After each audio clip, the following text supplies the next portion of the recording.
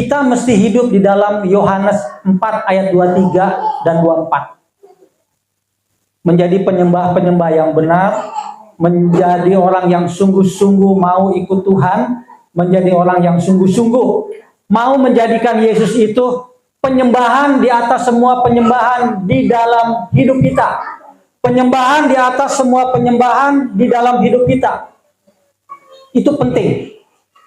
That is very important with your life anymore. Itu penting ya.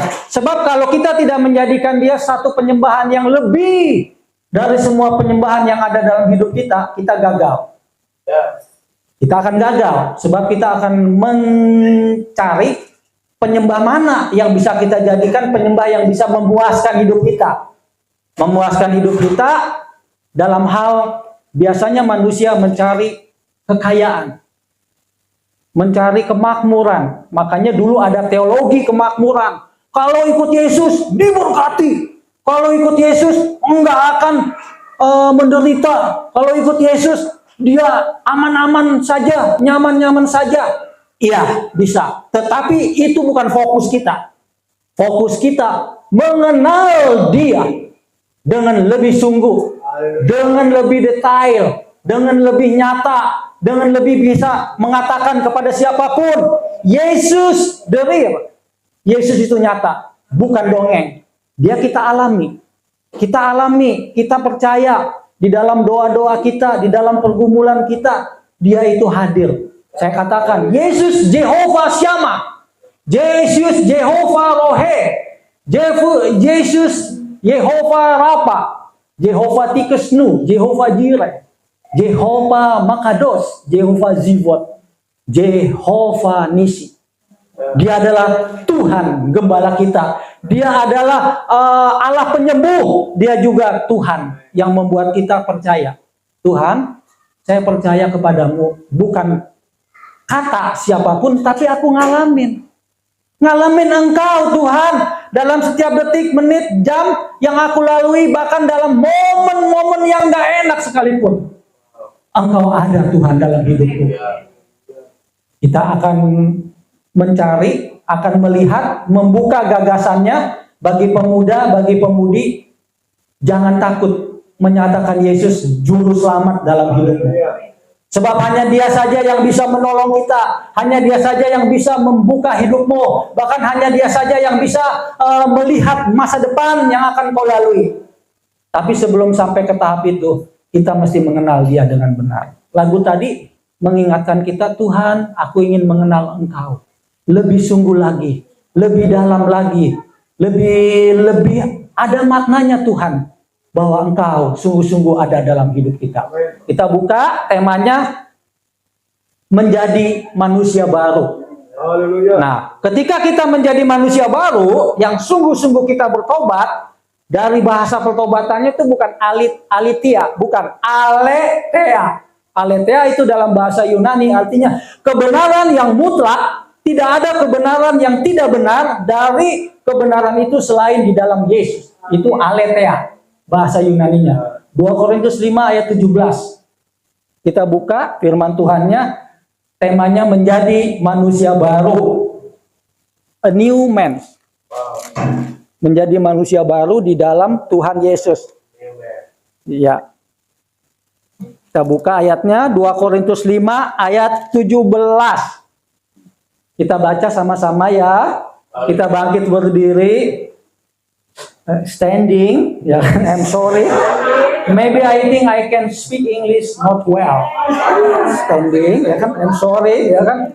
Yo, dalam 2 Korintus 5 ayat 17. 1, 2, 3. Jadi siapa yang ada di dalam Kristus, ia adalah ciptaan baru. Yang lama sudah berlalu, sesungguhnya yang baru sudah datang. Amin. Silakan duduk.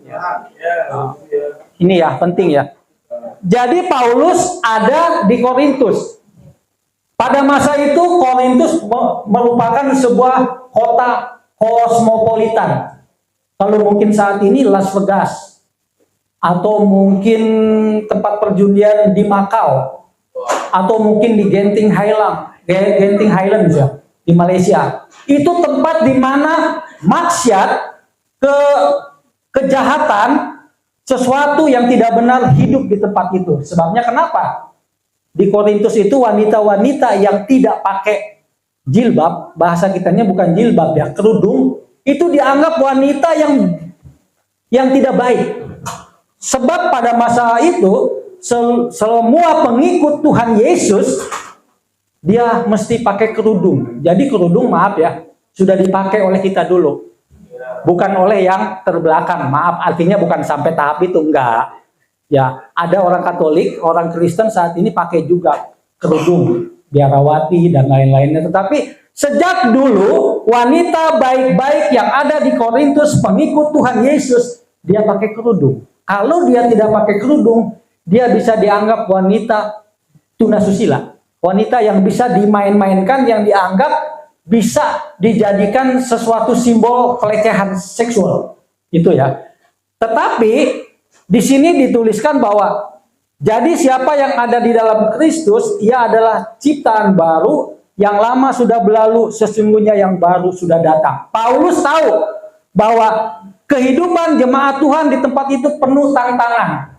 Pasti penuh tantangan. Kota bebas, kota yang penuh dengan kemakmuran, kota yang menganggap ada banyak kesuksesan, kota yang tidak mengenal hukum, bahkan kota ada yang seks bebas, bahkan ada kota yang tidak terikat kepada peraturan dan hukum dan lain-lainnya.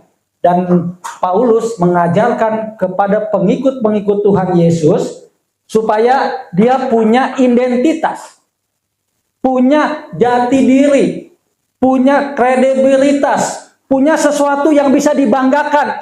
Aku ini pengikut Tuhan Yesus loh. Aku ini beda. Aku ini pengikut Tuhan Yesus. Jadi dalam segi sifat, karakter, dalam segi apapun tidak melanggar hukum, dalam segi apapun dia ikut firman Allah yang benar. Jadi menjadi manusia baru, yang pertama, hidup harus sungguh-sungguh di dalam kebenaran firman Tuhan. Jadi aletheia itu bukan alitia ya. Alitia itu campuran bahasa Arab.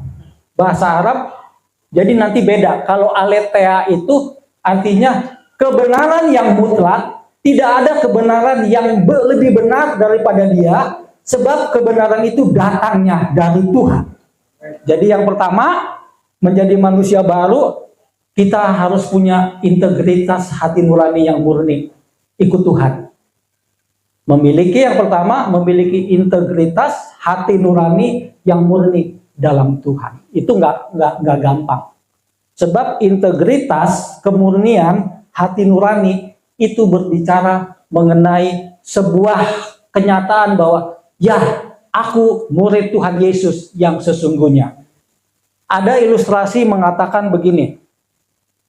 Siapa yang pernah melihat kupu-kupu? Yang warna kupu-kupu itu ada yang 5 warna, 4 warna, ada yang lebih cantik. Nice. Maksudnya bagus, cantik ya. Beautiful ya, betul Pak. Maksudnya cantik.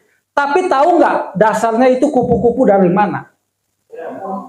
Ya, kepompong, dari ulet. Nah, pada saat ada salah satu kupu-kupu yang besar, itu dulu suka ada kupu-kupu yang besar, itu kupu-kupu itu asalnya dari ulet yang aslinya ulet yang agak bau. Namanya kupu-kupunya gede. Si Rama-Rama, kupu-kupunya. Dia coklat. Itu dari asli kupu-kupu itu adanya asalnya dari ulet. Setelah itu dia pembiakan dan lain-lain, bahasa itunya metamorfosis. Sama seperti kita. Kita juga dulunya bukan dari hal yang baik-baik saja.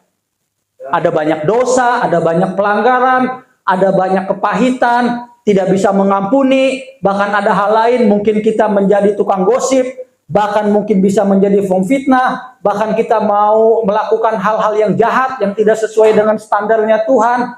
Kita belajar dari ulet yang busuk ini, dari ulet yang tidak baik ini, dari ulet yang kita pegang juga, mungkin nggak mau. Kalau ulet setelah jadi kepompong, dia agak bagus. Prosesnya itu lebih mulia. Saya Bang Andre ini tinju, ada seorang petinju mengatakan, sting a bee, dance a butterfly. Wow. Menyengat seperti lebah, menari bagai kupu-kupu. Itu Bang Andre tahu, itu Muhammad Ali. Dia bukan dari kita ya. Dia katakan sting a bee, dance a butterfly. Jadi kupu-kupu itu yang 5 warna itu cantik sekali. Cantik dan luar biasa, tapi asalnya dia itu dari ulat. Bayangkan, dia menjadi sebuah ciptaan Tuhan yang bagus, yang mulia, yang enak, yang sedap. Nah, kita juga sebetulnya tidak lebih baik dari ulat itu.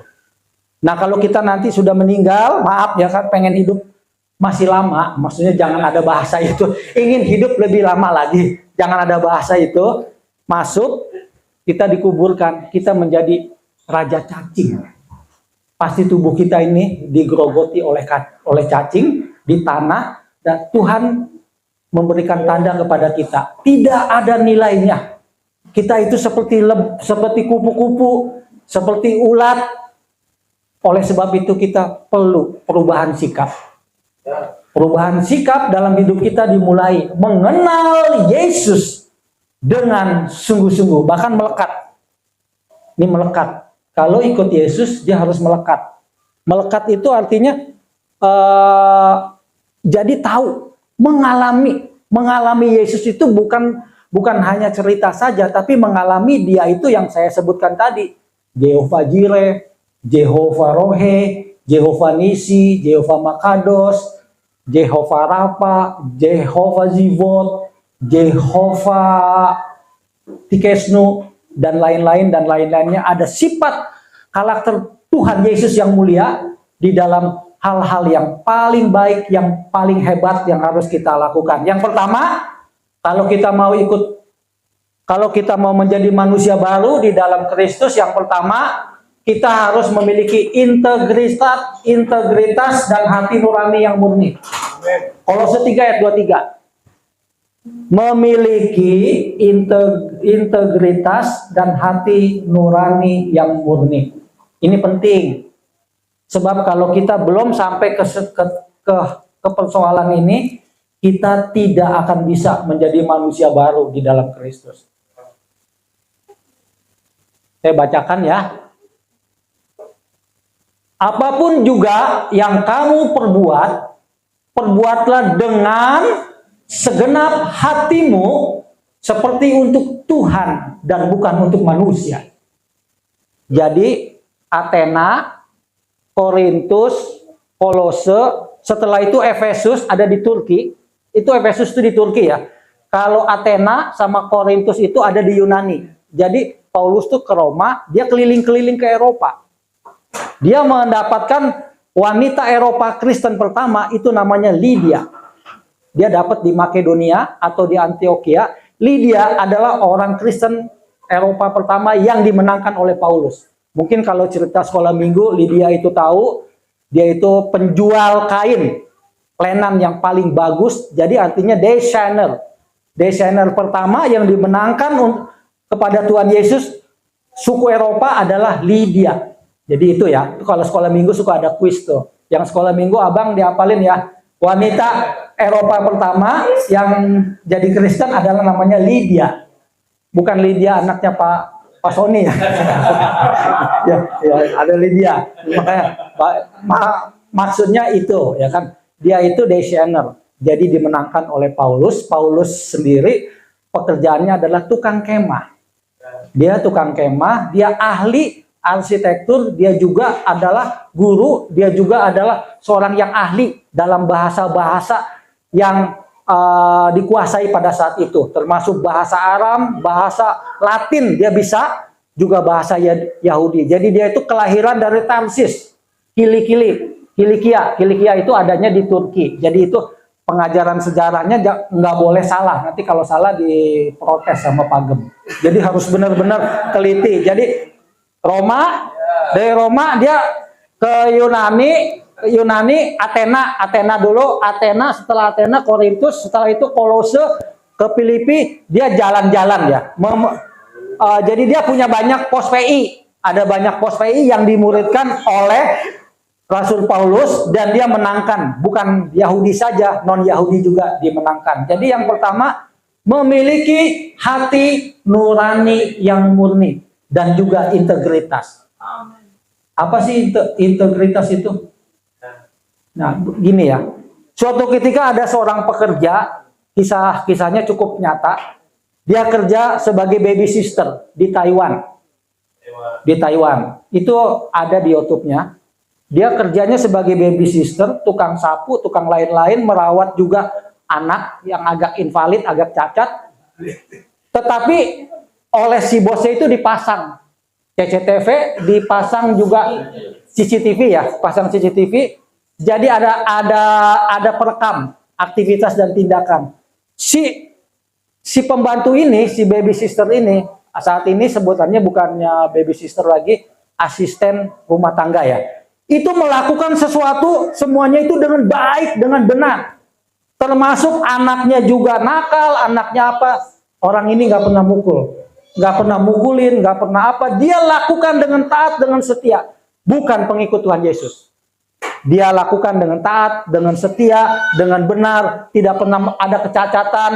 Walaupun dia tidak tahu bahwa ada kamera pemantau, dia tidak tahu. Dia lakukan saja dengan setia, dengan apa, berbulan-bulan, bertahun-tahun dia lakukan. Itu namanya integritas. Jadi integritas itu dia melakukan sesuatu bukan ingin dipuji. Dia melakukan sesuatu bukan ingin dia mendapat satu kehormatan bagus. Tidak, dia tidak butuh pujian. Sebuah integritas memang lahir dari hati nurani yang murni. Jadi ketika kita menjadi manusia baru di dalam Kristus, kita harus punya hati nurani yang murni. Jadi hati nurani yang murni itu, kalau saya misalnya maaf, suatu ketika harus juga menolong orang lain, ya saya menolong. Tidak ada saya ingin mendapatkan imbalan. Tidak ada. Karena semuanya itu yang menolong Tuhan gerakan supaya kita menolong, dan setelah itu nama Tuhan dipermuliakan. Dan kita pun tidak perlu menyebut-nyebut nama keyakinan kita dengan catatan kita menolong. Artinya memiliki hati nurani yang murni. Kalau integritas, tadi sudah diceritakan ya. Integritas itu melakukan sesuatu yang benar, tanpa harus dilihat, tanpa harus dipuji, tanpa harus mendapat jempol, tanpa harus melihat orang lain gitu. You bagus, you are a good girl, atau you are a good man. Tidak. Kamu baik, memang baik. Pada dasarnya apapun yang dilakukan itu baik. Karena dasarnya seperti itu. Itu integritas. Nah, kalau kita sudah ikut di dalam Tuhan yang benar, kita akan punya hati nurani yang murni. Yang kedua, integritas. Makanya pemuda-pemudi mulai saat ini belajar mengenal Yesus dengan lebih dalam, dengan lebih sungguh, dengan lebih mengasihi, dengan lebih mau lagi. Yesus, I love you. Yesus, aku mengasihimu. Yang kedua, menjadi manusia baru. Yang pertama, punya hati nurani seperti Kolose 3 ayat 23 ini. Dikatakan, apapun juga yang kamu perbuat, perbuatlah dengan segenap hatimu. Seperti untuk Tuhan dan bukan untuk manusia. Tadi ada cerita mengenai baby sister itu. Dia lakukan setahun, 2 tahun dengan kasih, dengan kejujuran kerja. Dia tidak tahu ada kamera pemantau, dia nggak tahu. Dia lakukan, termasuk nggak pernah ngomelin anaknya, walaupun anaknya nakalnya kelewat nakal. Akhirnya dia dapat surprise dari bosnya. Bayangkan, manusia aja bisa memberi kita surprise, apalagi Tuhan. Nah, kita harus lakukan sesuatu yang murni, dengan hati nurani yang murni, dan integritas yang sungguh-sungguh kepada Tuhan itu nggak boleh main-main. Makanya tadi sungguh sangat diberkati saya sama Pak Gembala dan tim, bahwa kalau kita di dalam penyembahan, kita nggak boleh main-main. Sebab Jehovah Syamah, sebab Tuhan itu hadir. Sebab ada bukti kalau siapa saja yang mempermainkan hadirat Tuhan, Tuhan sendiri yang akan memiliki persoalan dengan beliau yang melakukan yang salah itu. Jadi nggak boleh main-main.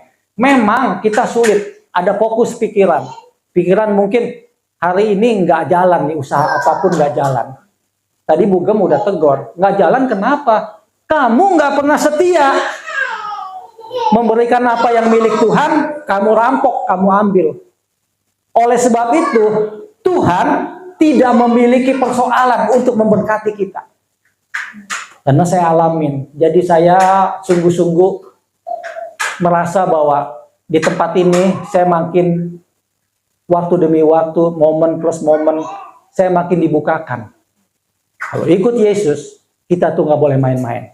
Yang pertama, menjadi manusia baru itu kita harus punya integritas dan hati nurani. Yang kedua, memperkatakan firman Tuhan dalam hidup kita dan melakukannya. Saya dulu pertama begini, 5M. Mendengar, yang pertama. Kedua, menerima, M yang kedua. Yang ketiga, M yang ketiga, merenungkan. Yang keempat, melakukan. Yang kelimanya, membagikan, division. Membagikan. Bisa nggak? Kalau kita rindu bisa loh. Tuh, kita mendengar nih suara Tuhan. Setelah itu kita renungkan. Dalam membaca Alkitab kita renungkan maksudnya apa sih Tuhan? Engkau berkata seperti ini. Yang ketiga, yang pertama mendengar, yang kedua menerima, yang ketiga merenungkan, yang keempat melakukannya. Ini yang susah. Tapi kalau kita sudah punya hati nurani dan integritas yang sungguh-sungguh murni di dalam Tuhan, itu bisa. Terus yang kelima membagikan. Bagikannya kemana? Iya, beritakan Yesus. Tapi beritakan Yesus kita bisa ditolak. Saya aja tahu kelakuan kamu, masih main judi, masih main togel, masih mabuk, minum, rokok, terus udah gitu selingkuh lagi. Ngapain kamu beritakan Yesus? Itu ditolak. Maaf ya, itu ditolak. Karena suratan kita terbuka, itu bahaya. Terus masih nyetun lagi. Apa sih nyetun? Dah dong segala lagi. Nah, ditolak. Karena pernah begini. Loh, kok kamu beritakan Injil sambil bawa minuman, sambil bawa rokok? Nah, tapi maksudnya kalau kita udah masuk ke event seperti itu, jangan lakukan itu. Sebab kita akan ditolak. Kita akan menjadi permasalahan. Karena kita belum menjadi manusia baru, kita masih terikat kepada hal-hal yang lama. Jadi itu tidak layak. Artinya saya belajar firman Tuhan ini ditaburkan di sini, saya juga belajar tentang saya. Masih nyetun nggak? Masih main judi nggak? Masih nonton bokep nggak? Bokep. Pornografi. Itu maaf ya. Itu udah nggak layak. Terus masih ada KDRT nggak dengan keluarga? Masih galak nggak dengan orang lain? Masih bisa mengampuni nggak? Masih gosip nggak? Semuanya itu ada tataan-tataan yang membuat kita layak atau tidak layak menjadi saksi Tuhan Yesus. Tetapi kalau kita mau menjadi manusia baru dalam integritasnya Tuhan, hati nurani yang murni, punya integritas, kuasa dan mujizat itu mengikuti kita. Karena kita menjadi manusia yang benar. Karena kita layak. Bahkan Paulus katakan, jangan ada surat yang terbuka dibacakan kepadamu dan engkau tidak layak untuk menerima surat itu sehingga engkau ditolak, kata Paulus. Terus Paulus bilang begini, saksikanlah segala perbuatanku, tingkah lakuku, apakah aku melayani karena upah, begitu kan bahasanya, atau karena ingin dikenal, atau karena ingin sesuatu yang lain. Tidak, sekali-kali pun aku melayani, karena aku pelayan Tuhan Yesus, aku memiliki hati nurani yang murni. Amin. Nah itu ya, saya sedang belajar ke persoalan itu. Jadi saya mau lakukan. Yang kedua, ketika kita menjadi manusia baru di dalam Kristus, yang kedua, perkatakan firman Tuhan itu dalam hidup kita dan amini, ya dan amin. Yohanes 8 ayat 43. Yohanes 8 ayat 43 ya. Yohanes 8 ayat 43. Perkatakan firman Tuhan itu dalam hidup kita dan amini dan lakukan. Tadi 5M itu ya. Mendengar, menerima, merenungkan, melakukan. Yang susah yang nomor 5 tuh ya, urutan 5 tuh, membagikan. Tadi udah dikasih ilustrasinya. Membagikan tuh mesti jangan jadi batu sandungan, gitu kan. Ini penting. Apakah sebabnya kamu tidak mengerti bahasaku? Sebab kamu tidak dapat menangkap firmanku. Wow. Jadi firman Tuhan Yesus itu adalah logos. Firman itu adalah aletheia. Kebenaran yang mutlak. Jadi kalau dunia kebenarannya dibenar-benarin supaya dipandang menjadi benar. Tapi kalau kebenaran aletheia yang datangnya dari Tuhan Yesus itu mutlak. Kebenaran surgawi, kebenaran manusia baru, kebenaran yang memang harus kita lakukan. Dikatakan, apakah sebabnya kamu tidak mengerti bahasaku? Sebab kamu tidak dapat menangkap firmanku. Ngeri ya? Tidak mengerti firman Tuhan, tidak dapat menangkap firman Tuhan, padahal bahasanya itu bahasanya Tuhan Yesus. Tadi kan dikatakan, Pak Dipo, I love you Jesus. I want to speak with you. Saya ingin mendengar suaramu Yesus. Di Yohanes 8 ayat 43. Kalau misalnya kita lewatin itu di Yohanes 8 ayat 32-nya. Tolong ya. Media ya. Ini yang penting nih. Sebelumnya ke ini dulu. Yuk kita bacain ya firman Tuhan ini. Pak Dipo tolong bacain ya. Yohanes 8 ayat 32. Haleluya. Firman Tuhan. Yohanes 8 ayat 2. Dan kamu akan mengetahui kebenaran, dan kebenaran itu akan memerdekakan kamu. Amin. Jadi kamu akan mengetahui aletheia yang sesungguhnya, karena aletheia itu dari Tuhan, tidak akan pernah berubah, karena itu hukum surga, tidak akan pernah diubah-ubah, seperti manusia mengubah kejahatan menjadi kebenaran, karena aletheia itu adalah ya dan amin. Miliknya perkataan Tuhan Yesus, miliknya kepunyaan Tuhan Yesus, miliknya belas kasih Tuhan Yesus, miliknya Allah mengasihi umat manusia dengan firman-Nya. Kebenaran yang tidak bisa diganggu-gugat.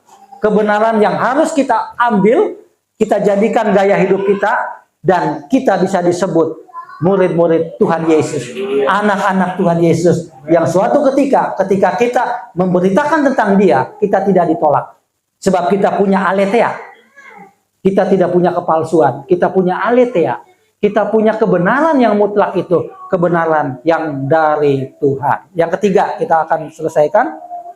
Menjadi manusia baru, yang ketiga, yang pertama, tadi memiliki hati nurani dan integritas yang murni. Ayatnya ada di Kolose 3 ayat 23. Terus yang kedua, melakukan firman Tuhan dalam hidup kita.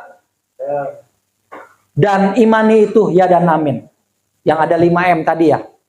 Mendengar, menerima, merenungkan, melakukan, membagikan. Membagikan itu menjadi saksinya Tuhan Yesus. Witness Jehovah menjadi saksinya Tuhan Yesus.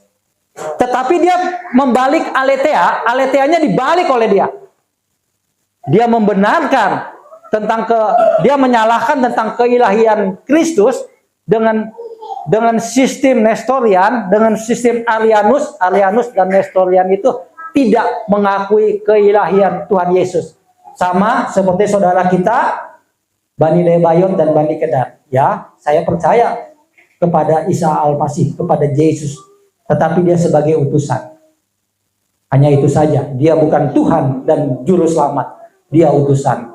Oleh sebab itu, kalau kita mau menjadi manusia baru, lakukan semuanya ini dengan hati nurani yang murni, integritas. Percayakan firman Tuhan itu adalah aletheia yang sesungguhnya, tidak akan salah. Yang ketiga, yang